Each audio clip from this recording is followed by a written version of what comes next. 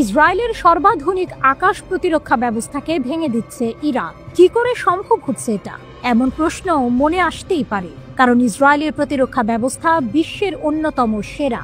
তাহলে কি ইরানের হামলার সামনে ইসরায়েলের এই আকাশ প্রতিরক্ষা ব্যবস্থা এবার ব্যর্থ? চলুন জেনে নিই এই প্রশ্নের উত্তর। ইসরায়েলের শক্তিশালী আকাশ প্রতিরক্ষা ব্যবস্থা। ইসরায়েলের আকাশ প্রতিরক্ষা ব্যবস্থার কেন্দ্রে রয়েছে আয়রন ডোম। এটি একটি বহু স্তর বিশিষ্ট ব্যবস্থার কেবল একটি অংশ। আয়রন ডোম মূলত ছোট পাল্লার রকেট বা ক্ষেপণাস্ত্র শনাক্ত করে সেগুলোকে ধ্বংস করে দেয়। ইসরায়েল দাবি করে এটি 90% সফল। 2006 সালে লেবাননের হিজবুল্লাহর রকেট হামলার অভিজ্ঞতা থেকে শিক্ষা নিয়ে 2011 সালে এই ব্যবস্থা চালু করা হয়। আয়রন ডোম ছাড়াও ইসরায়েলের আরও কিছু শক্তিশালী প্রতিরক্ষা ব্যবস্থা আছে। বারাক 8, এটি মাঝারি পাল্লার রকেট ও ক্ষেপণাস্ত্র প্রতিহত করে। ডেভিড স্লিং, মাঝারি থেকে দূরপাল্লার ক্ষেপণাস্ত্র প্রতিরোধ করতে সক্ষম। Terminal high altitude area defence, স্বল্প, মধ্যম ও দূরপাল্লার ব্যালিস্টিক ক্ষেপণাস্ত্র প্রতিরোধ করে। অ্যারো 2 ও অ্যারো 3 দূরপাল্লার ব্যালিস্টিক ক্ষেপণাস্ত্র প্রতিরোধে ব্যবহৃত হয়। এগুলো পৃথিবীর বায়ুমণ্ডলের ভেতর ও বাইরে উভয় ক্ষেত্রে ক্ষেপণাস্ত্র থামাতে পারে। ইসরায়েলের দাবি এই সবগুলো ব্যবস্থা একযোগে কাজ করে ইসরায়েলের আকাশ সীমাকে সুরক্ষিত রাখে। এর বাইরেও ইসরায়েল যুদ্ধ বিমান ও হেলিকপ্টারের সাহায্যে আকাশ থেকে ড্রোন বা ক্ষেপণাস্ত্র ধ্বংস করতে পারে।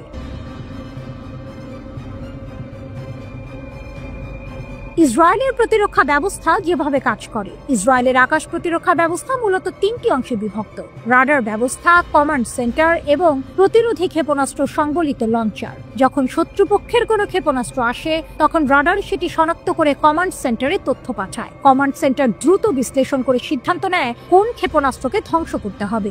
এরপর লঞ্চার থেকে প্রতিরোধী ক্ষেপণাস্ত্র ছোড়া হয়, যা ধেয়ে আসা ক্ষেপণাস্ত্রকে আঘাত করে ধ্বংস করে দেয়। কিন্তু এই ব্যবস্থাতেও কিছু সীমাবদ্ধতা আছে, কারণ ইসরায়েলের কাছে প্রতিরোধী ক্ষেপণাস্ত্রের সংখ্যা সীমিত।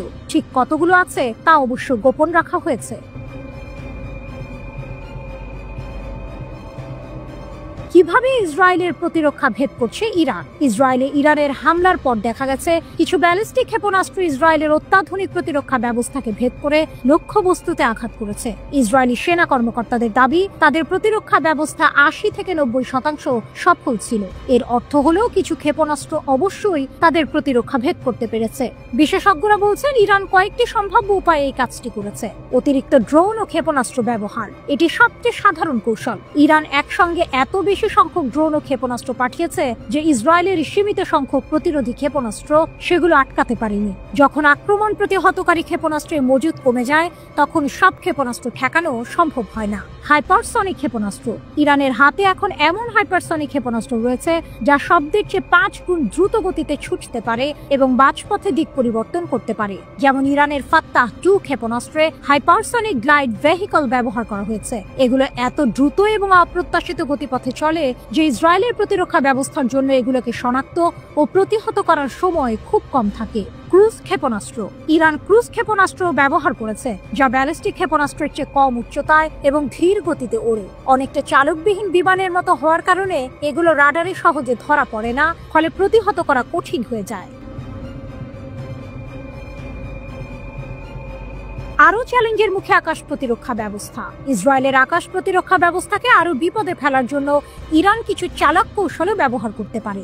ইরান আসল ক্ষেপণাস্ত্রের পাশাপাশি দেখতে একই রকম কিছু বস্তু বা টোপ পাঠাতে পারে। রাডারে এগুলো হুমকি হিসেবে ধরা পড়লেও আসলে এগুলো হামলা করার জন্য নয়। এই টোপগুলো মূলত প্রতিরোধী ক্ষেপণাস্ত্রের মজুদ শেষ করার জন্য ব্যবহার করা হয়, যাতে আসল ক্ষেপণাস্ত্রগুলো বাধাহীনভাবে লক্ষ্যস্থলে পৌঁছাতে পারে। কিছু ক্ষেপণাস্ত্র বিশেষ প্রযুক্তি দিয়ে তৈরি করা হয়, যা রাডারের চোখ এড়াতে পারে, ফলে প্রতিরক্ষা ব্যবস্থা সেগুলোকে শনাক্ত করতে ব্যর্থ হয়।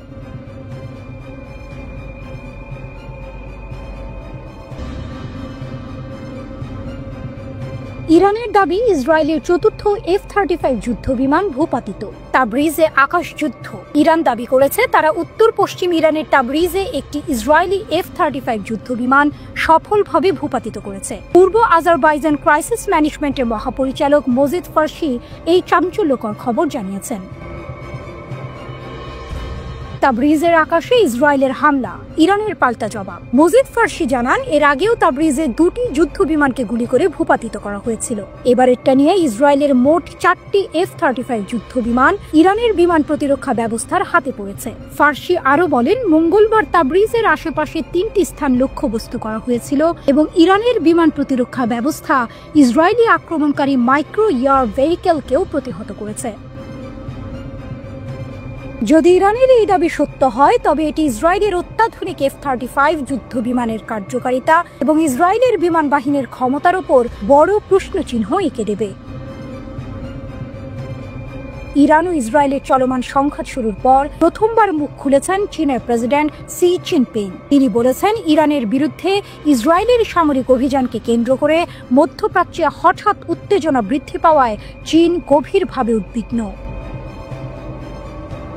চীনের রাষ্ট্রীয় সংবাদ সংস্থা সিনহুয়ার বরাত দিয়ে CNN এর প্রতিবেদনে একথা বলা হয়েছে। ইরানের গুরুত্বপূর্ণ কূটনৈতিক ও অর্থনৈতিক মিত্র চীন। চীনের প্রেসিডেন্ট বলেন, চীন অন্য কোনো দেশের সার্বভৌমত্ব, নিরাপত্তা ও আঞ্চলিক অখণ্ডতা লঙ্ঘনকারী যে কোনো কর্মকাণ্ডের বিরোধিতা করে। তিনি আরও বলেন, সামরিক সংঘাত কোনো সমস্যার সমাধান নয়, আঞ্চলিক উত্তেজনা বাড়ানো আন্তর্জাতিক সম্প্রদায়ের সম্মিলিত স্বার্থে নয়।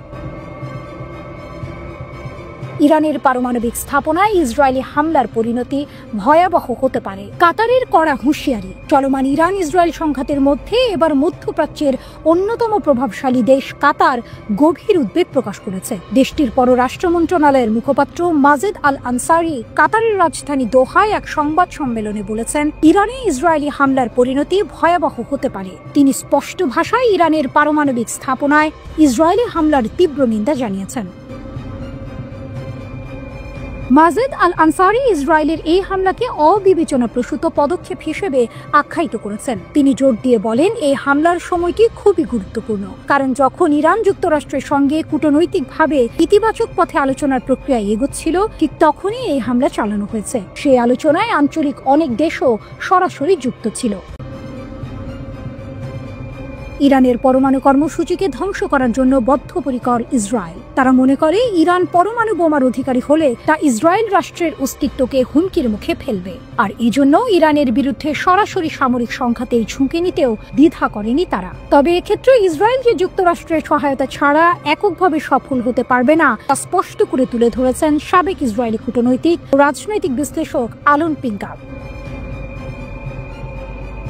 আল জাজিরাকে দেয়া এক সাক্ষাৎকারে তিনি বলেন, ইসরায়েল একা ইরানের পারমাণবিক সামরিক অবকাঠামো ধ্বংস করতে সক্ষম নয়। এর জন্য প্রয়োজন বিশেষ ধরনের বাংকার ধ্বংসকারী বোমা, ভারী বোমারু বিমান এবং উন্নত ডেলিভারি সিস্টেম, যেগুলো কেবল যুক্তরাষ্ট্রেরই আছে।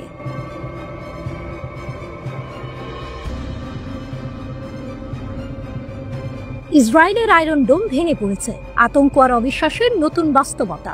ইরানের একের পর এক ক্ষেপণাস্ত্র হামলা ইসরায়েলের নিরাপত্তা ব্যবস্থাকে প্রশ্নের মুখে দাঁড় করিয়ে দিয়েছে। যে আয়রন ডোম নিয়ে ইসরায়েল এত গর্ব করত, সেই প্রতিরক্ষা ব্যবস্থার কার্যকারিতা নিয়ে এখন খোদ ইসরায়েলিদের মধ্যেই তৈরি হয়েছে গভীর অবিশ্বাস।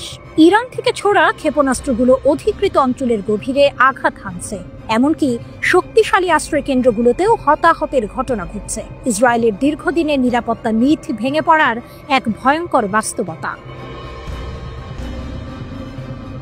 অজেয় আয়রন ডোম এখন আর অজেয় নয়। টানা 3 রাত ধরে ইরানি ক্ষেপণাস্ত্র হামলার পর ইসরায়েলি বসতি স্থাপনকারীরা এক কঠিন সত্যের মুখোমুখি হচ্ছেন। দ্য টেলিগ্রাফের প্রতিবেদন অনুযায়ী সামরিক কর্মকর্তারা দীর্ঘদিন ধরে যা জানতেন তা এখন জনসাধারণের কাছে স্পষ্ট হয়ে উঠেছে। তাদের বহুল আলোচিত ক্ষেপণাস্ত্র প্রতিরক্ষা ব্যবস্থা মোটেই অভেদ্য নয়। এতদিন ইসরায়েলিরা ভেবেছিল তাদের প্রতিরক্ষা ব্যবস্থা তাদের সম্পূর্ণ সুরক্ষা দেবে, কিন্তু এখন সেই ধারণাই বদলে গেছে। চলমান ইরানি হামলা ইসরায়েলের নতুন দুর্বলতাগুলো প্রকাশ করেছে, যা জনসাধারণের আস্থাকে মারাত্মকভাবে ক্ষুণ্ণ করছে। এমনকি যারা আগে নির্ধারিত প্রতিরক্ষামূলক এলাকায় নিরাপদ বোধ করতেন, তারাও এখন ভয়ে কাঁপছে। আল মায়াদিনের প্রতিবেদনে বলা হয়েছে, সবচেয়ে উদ্বেগজনক ঘটনার মধ্যে একটি হলো 15 জুন রাতে কমপক্ষে আরো 5 জন ইসরায়েলি বসতি স্থাপনকারী নিহত হয়েছেন। এর মধ্যে তেল আবিবের পূর্বে অবস্থিত পেতার টিকবাহের অবৈধ বসতি স্থাপনকারী 2 জন রয়েছেন। আর্মি রেডিওর মতে এই 2 ইসরায়েলি বসতি স্থাপনকারী একটি শক্তিশালী আশ্রয় কেন্দ্রে আশ্রয় নেওয়া সত্ত্বেও নিহত হয়েছে। এই স্থানটি এমন ধরনের আক্রমণ থেকে সুরক্ষা প্রদান করে বলে মনে করা হয়েছিল। প্রতিবেদনে নিশ্চিত করা হয়েছে যে ইরান থেকে নিক্ষেপ করা একটি ব্যালিস্টিক ক্ষেপণাস্ত্র 2টি সুরক্ষিত বাংকারের মাঝখানে সরাসরি আঘাত হেনেছে। এর ফলে যুদ্ধাস্ত্রের ঘনীভূত আঘাতে তথাকথিত সুরক্ষিত স্থান সম্পূর্ণ অকার্যকর হয়ে পড়ে। বিস্ফোরণটি এতটাই শক্তিশালী ছিল যে এটি মারাত্মক শক্তির সাথে কাঠামোতে প্রবেশ করে। এর মানে হলো ইরানের ক্ষেপণাস্ত্র শুধু আয়রন ডোম নয়, ইসরায়েলের সবচেয়ে সুরক্ষিত বাংকারগুলোকেও ভেদ করতে সক্ষম। ইসরায়েলিদের বিশ্বাস ভাঙছে, ভয় বাড়ছে। বছরের পর বছর ধরে ইসরায়েলের আয়রন ডোম এবং তাদের স্তরযুক্ত প্রতিরক্ষা ব্যবস্থার প্রতি জনসাধারণের বিশ্বাস ছিল অটুট।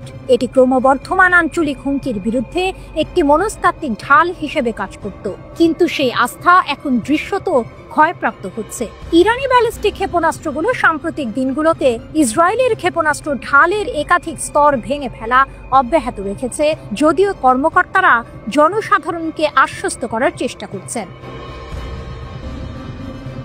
দ্য টেলিগ্রাফের উদ্ধৃতি অনুসারে সামরিক মুখপাত্ররা দীর্ঘদিন ধরে সতর্ক করে আসছিলেন যে প্রতিরক্ষা ব্যবস্থাটি ত্রুটিহীন নয়, তবে এখন সুরক্ষিত অবকাঠামোযুক্ত এলাকাগুলোতেও ক্ষয়ক্ষতি এবং বেসামরিক মৃত্যুর পরিমাণ আরও গভীরভাবে মানুষকে ভাবাচ্ছে। যে জনগণ এতদিন বেঁচে থাকার জন্য প্রযুক্তির শ্রেষ্ঠত্বের ওপর নির্ভর করতে অভ্যস্ত ছিল, তাদের সেই বিশ্বাস এখন নড়বড়ে। ইরানের কাছে হাজার হাজার অতিরিক্ত ব্যালিস্টিক ক্ষেপণাস্ত্র রয়েছে, যা ইসরায়েলের বিমান প্রতিরক্ষা ব্যবস্থা আদৌ টিকিয়ে রাখতে পারবে কিনা তা নিয়ে উদ্বেগ তৈরি করেছে। এই বিশ্বাস এখন চ্যালেঞ্জের মুখে।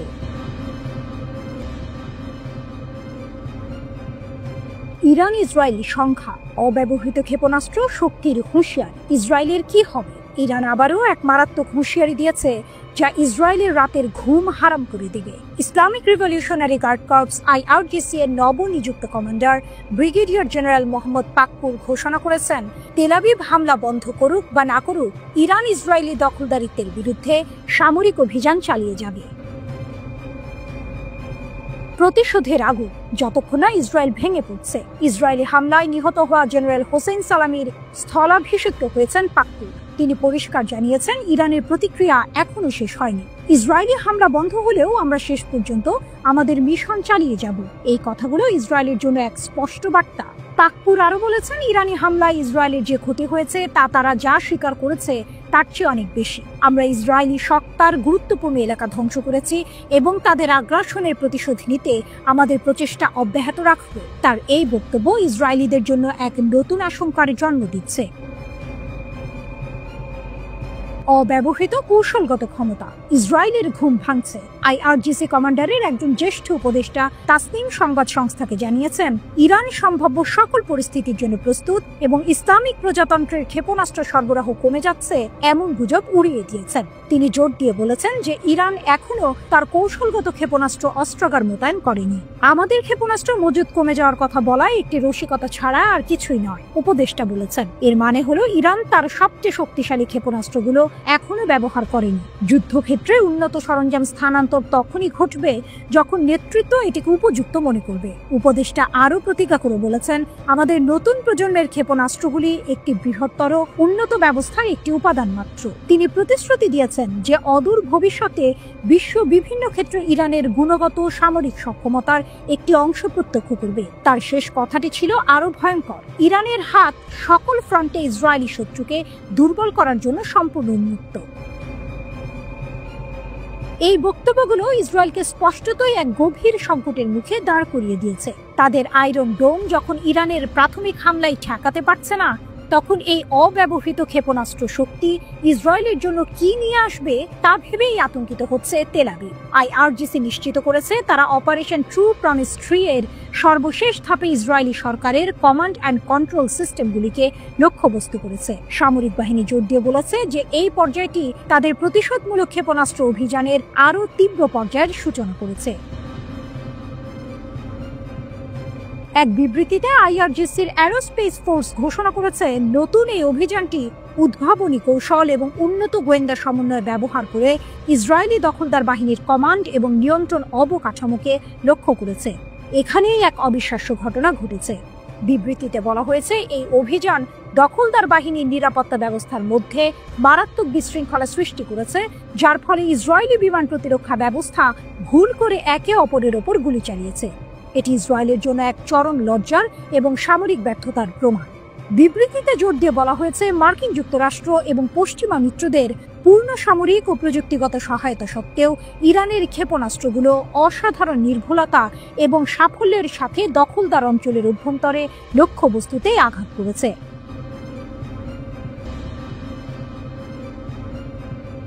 ইরানের গাইডেড মিসাইল ইসরায়েলের আয়রন ডোম ভেদ করে। ফার্স্ট নিউজ এজেন্সি অনুসারে ইসরায়েলের ওপর সাম্প্রতিক আক্রমণে ইরান প্রথমবারের মতো একটি গাইডেড মিসাইল ব্যবহার করেছে। প্রতিবেদনে ক্ষেপণাস্ত্রটিকে হাজ কাশিম হিসেবে চিহ্নিত করা হয়েছে, যার নামকরণ করা হয়েছে প্রয়াত কুদস ফোর্স কমান্ডার কাসেম সোলাইমানির নামে। ফার্সের মতে হাজ কাশিম ক্ষেপণাস্ত্রের পাল্লা 1400 কিলোমিটার এবং ওজন 7 টন। এই ক্ষেপণাস্ত্রটি 500 কেজি ওজনের ওয়ারহেড বহন করতে পারে এবং ম্যাক 12 গতিতে লক্ষ্যবস্তুতে আঘাত করতে পারে। ইরানের প্রতিরক্ষা মন্ত্রী আজিজ নাসির জাদের মতে, ক্ষেপণাস্ত্রটি মার্কিন নির্মিত থার্ড এবং প্যাট্রিয়ট বিমান প্রতিরক্ষা ব্যবস্থা এড়াতে ডিজাইন করা হয়েছে। স্কাই নিউজ আরবির একটি প্রতিবেদনে দাবি করা হয়েছে যে ক্ষেপণাস্ত্রের উৎক্ষেপণ ক্রম প্রতিরক্ষা ব্যবস্থার বাধা দেওয়ার ক্ষমতা হ্রাস করে। তবে ইসরায়েলি প্রতিরক্ষা বাহিনীর দাবি, নতুন হামলায় ইরানের ছোড়া ক্ষেপণাস্ত্রগুলি 2024 সালের এপ্রিল এবং অক্টোবরে ইসরায়েলে নিক্ষেপ করা ক্ষেপণাস্ত্রগুলির মতো। একজন সামরিক কর্মকর্তা টাইমস অফ ইসরায়েলকে বলেছেন, ইরানের ক্ষেপণাস্ত্রগুলি এমন কিছু নয় যে আমরা আটকাতে জানি না। ঢিল মারলে পাটকেল খেতে হয়। এখন ইরান ইসরায়েলের জ্বালানি কেন্দ্রগুলিকে টার্গেট করেছে। ইরানের Islamic revolutionary guard corps IRGC 15 June বলেছে যে তেহরান ইসরায়েলি যুদ্ধ বিমানগুলির জ্বালানি সরবরাহের জন্য ব্যবহৃত স্থানগুলিতে হামলা চালিয়েছে। যুদ্ধ বিমানের জ্বালানি উৎপাদনকারী স্থাপনা এবং ইসরায়েলি সরকারের জ্বালানি সরবরাহ কেন্দ্রগুলিকে অসংখ্য ড্রোন এবং ক্ষেপণাস্ত্র দিয়ে লক্ষ্যবস্তু করা হয়েছে, আইআরজিসি জানিয়েছে। ইরানের বিরুদ্ধে যদি আক্রমণ অব্যাহত থাকে, তবে ইরানি সশস্ত্র বাহিনীর আক্রমণাত্মক অভিযান আরও তীব্র এবং আরও বিস্তৃতভাবে অব্যাহত থাকবে বলছে তেহরান। ইরানি সংবাদ মাধ্যম দাবি করেছে যে দেশটির বিমান প্রতিরক্ষা ব্যবস্থা তৃতীয় মার্কিন নির্মিত Israeli F-35 stealth fighter jet ভূপাতিত করেছে, যদিও কোনো প্রমাণ বা ফুটেজ প্রকাশ করা হয়নি। তেহরান টাইমস অনুসারে ইরানি সেনাবাহিনী জানিয়েছে, অভিযানের সময় F-35 পাইলট পশ্চিম ইরানের আকাশে পালিয়ে গিয়েছিলেন এবং তাকে আটক করা হয়েছিল। এদিকে ইসরায়েলের গোয়েন্দা সংস্থা মোসাদের 2 সদস্যকে গ্রেপ্তার করার কথা জানিয়েছে ইরান। আল জাজিরা প্রতিবেদন থেকে এই তথ্য জানা গেছে। আধা সরকারি বার্তা সংস্থা তাসনিমে প্রকাশিত প্রতিবেদনে বলা হয়েছে, এই 2 ব্যক্তি আল বোর্জ প্রদেশে বিস্ফোরক এবং বৈদেশিক সরঞ্জাম বানানোর সময় ধরা পড়েছেন। ইসরায়েলের সঙ্গে দীর্ঘদিনের ছায়া যুদ্ধে লিপ্ত ইরান এর আগেও বহুবার মোসাদের সঙ্গে সংশ্লিষ্টতার অভিযোগে অনেক ব্যক্তিকে গ্রেপ্তার করেছে ও মৃত্যুদণ্ড দিয়েছে। বিশেষ করে ইরানের পরমাণু কর্মসূচি ব্যাহত করতে নাশকতা বা হত্যা চেষ্টায় জড়িত থাকার অভিযোগে তাদের শাস্তি দেওয়া হয়েছে। 13 জুন ইরানে আক্রমণ শুরু করে ইসরায়েল। ইরানের রাষ্ট্রীয় সংবাদ মাধ্যমের তথ্য অনুযায়ী হামলার ধ্বংসাত্মক জবাব দিতে সেদিন সন্ধ্যায় দূরপাল্লার শত শত ক্ষেপণাস্ত্র ছোড়ে ইরান। তেহরান দাবি করেছে তারা ইসরায়েলের সামরিক শিল্প কেন্দ্রগুলিতে হামলা চালিয়েছে, যেগুলো ক্ষেপণাস্ত্র ও অন্যান্য সামরিক সরঞ্জাম তৈরি করে। ইসরায়েলে ভেঙে পড়া ঘরবাড়ি ও বাড়িতে মানুষ আটকে পড়ায় উদ্ধারকারী দল তৎপরতা চালায়। জেরুজালেম ও তেল আবিবেও বিস্ফোরণের শব্দ শোনা যায়।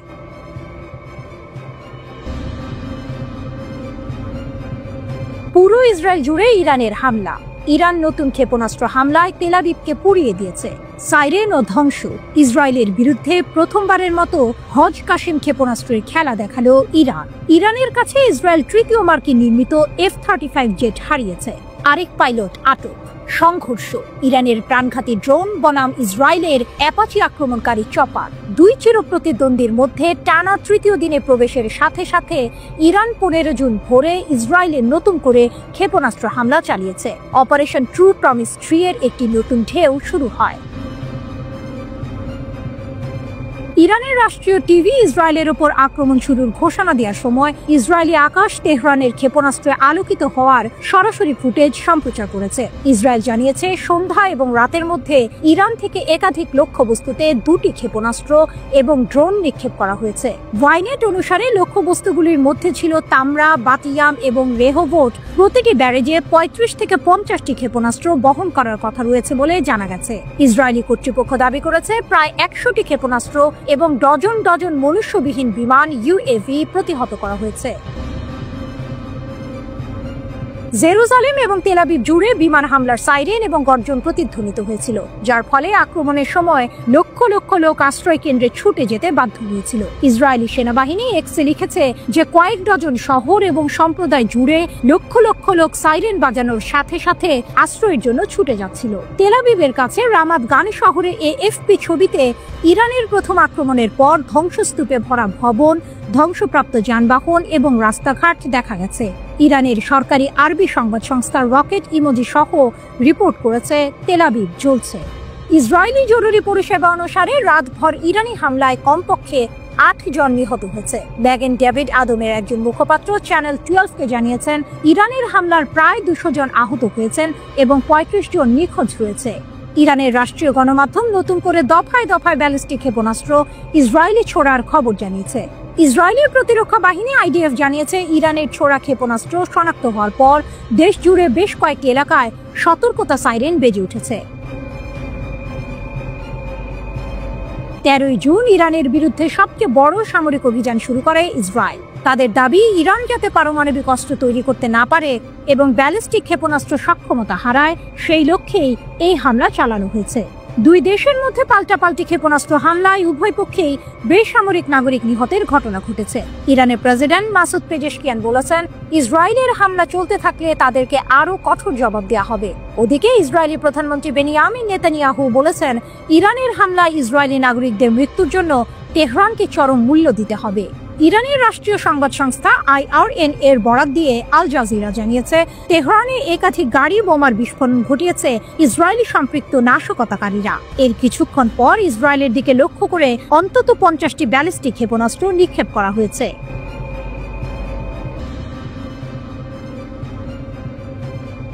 মধ্যপ্রাচ্যের আকাশে এখন যুদ্ধের দামামা। একদিকে ইরান, অন্যদিকে ইসরায়েল। এমন উত্তেজনার পারদের মধ্যেই ইসরায়েলের সামরিক বাহিনী এক চাঞ্চল্যকর তথ্য স্বীকার করেছে। রিপোর্ট টাইমস অফ ইন্ডিয়ার। তারা জানিয়েছে ইরানের হামলার আগে তাদের অত্যাধুনিক সতর্কতা ব্যবস্থা সম্পূর্ণরূপে ব্যর্থ হয়েছে। এই ঘটনায় ইসরায়েলিদের মধ্যে যেমন ক্ষোভ সৃষ্টি করেছে, তেমনি আন্তর্জাতিক মহলেও প্রশ্ন উঠেছে ইসরায়েলের প্রতিরক্ষা ব্যবস্থা নিয়ে। অন্ধকারে ইসরায়েলিরা সাইরেন বাজলেও কিন্তু সতর্কবার্তা কই। ঘটনার সূত্রপাত হয় যখন মধ্য ইসরায়েলে ইরানি ক্ষেপণাস্ত্র আঘাত হানে। প্রচন্ড বিস্ফোরণে কেঁপে ওঠে তেল আবিব সহ বিস্তীর্ণ অঞ্চল। কিন্তু চমকপ্রদ ব্যাপার হলো স্থানীয় বাসিন্দারা জানিয়েছেন বিস্ফোরণের আগে তারা কোনো ধরনের পূর্ব সতর্কতা পাননি। তাদের অভিযোগ বিস্ফোরণের শব্দ শোনার পর কেবল বিমান হামলার সাইরেন বেজেছে, যার কোনো উপযোগিতা ছিল না। আমরা কেবল বিস্ফোরণের শব্দ শুনেছি, তারপর সাইরেন বেজেছে, বলেছিলেন এক আতঙ্কিত ইসরায়েলি নাগরিক। ইসরায়েলের প্রতিরক্ষা বাহিনী আইডিএফ এই ব্যর্থতার কথা স্বীকার করে নিয়েছে। তারা জানিয়েছে ইরানের সঙ্গে চলমান উত্তেজনার মধ্যেই এই সতর্কতা ব্যবস্থার ত্রুটি নিয়ে গভীর তদন্ত শুরু হয়েছে। এই ঘটনা শুধু একটি প্রযুক্তিগত ব্যর্থতা নয়, বরং ইসরায়েলি জনগণের নিরাপত্তার বিষয়ে বড় ধরনের উদ্বেগ জন্ম নিয়েছে। মেসার ইসের প্রথম পরীক্ষা নাকি প্রথম ব্যর্থতা? এই হামলার ঘটনায় ইসরায়েলের নতুন ব্যক্তিগত বার্তা প্ল্যাটফর্ম হিব্রুতে, যা মেসার ইসে নামে পরিচিত, সেটির প্রথম পূর্ণাঙ্গ ব্যবহার হয়েছিল। এই সিস্টেমটি মোবাইল ফোনে সরাসরি সতর্কতা পাঠানোর জন্য সেল ব্রডকাস্ট প্রযুক্তি ব্যবহার করে। এর বিশেষত্ব হলো এটি কাজ করার জন্য কোনো অ্যাপ, ইন্টারনেট বা সাইন আপের প্রয়োজন নেই। হুমকিপ্রাপ্ত এলাকার কাছাকাছি থাকা ফোনে স্বয়ংক্রিয়ভাবে একটি উচ্চস্বরের ও স্বতন্ত্র জরুরি সুরের সঙ্গে বার্তাটি প্রদর্শিত হওয়ার কথা। গত 17 এপ্রিল ইয়েমেন থেকে ক্ষেপণাস্ত্র হুমকির সময় এই সিস্টেমটির একটি আংশিক পরীক্ষা করা হয়েছিল। সেই পরীক্ষায় এটি কার্যকর বলে মনে করা হয়েছিল, কিন্তু শনিবারের হামলায় দেখা গেল এর অনেক ফাঁক ফোকর। হাজার হাজার ইসরায়েলি কোনো সতর্কবার্তা পাননি, যা এই নতুন ব্যবস্থার কার্যকারিতা নিয়ে বড় প্রশ্ন তুলেছে।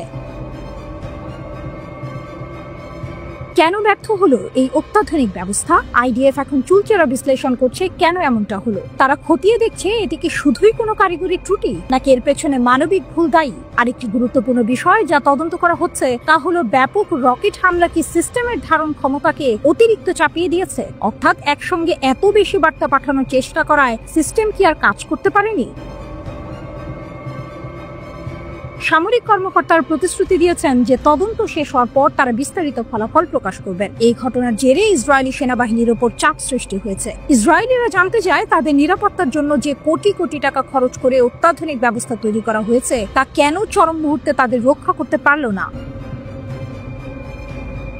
এই ব্যর্থতা ইসরায়েলের প্রতিরক্ষা ব্যবস্থার দুর্বলতাগুলো উন্মোচন করে দিয়েছে। একই সাথে এটি ইঙ্গিত দিয়েছে আধুনিক যুদ্ধে শুধুমাত্র অত্যাধুনিক প্রযুক্তি থাকলে হয় না, সেগুলোর সঠিক এবং নিরবিচ্ছিন্ন কার্যকারিতাও নিশ্চিত করতে হয়।